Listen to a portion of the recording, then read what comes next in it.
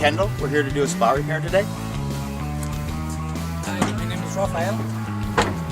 We're from Rafken Spa Repair.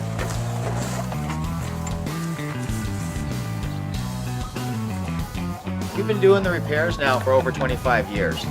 Our customers trust us. They know they can call us with any questions or set up repairs as needed.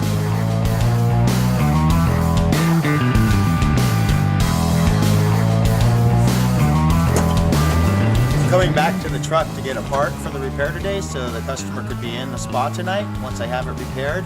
As you can see, it's very important to keep a good inventory so you're not coming out many times for one repair. I'm gonna grab the part here.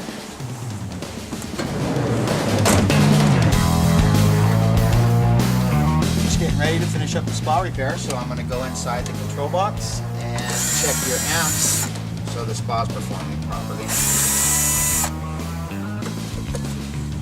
Grab the amp meter.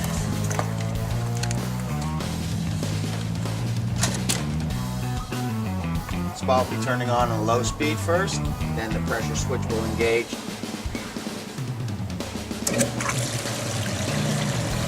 Once the spa turns on, the relay will drop and let the heater get the power so I can pull the amps off of it to make sure it's operating properly. Getting the correct reading on the amp meter. I have 15.2 amps. Repair is done. I'm going to close it back up now. We'll put the cover back on the spa. The spa will be ready in about 5 to 7 hours from now. So nothing else will need to be done other than you maintaining the chemicals and cleaning the filter. I'm going to put the cover back on because the temperature's just flying away and it's just a waste of money. So when we get done here, we're going to put the cover back on and you open it up as needed for your chemicals or when you're using it. Just remember to keep it closed when not in use.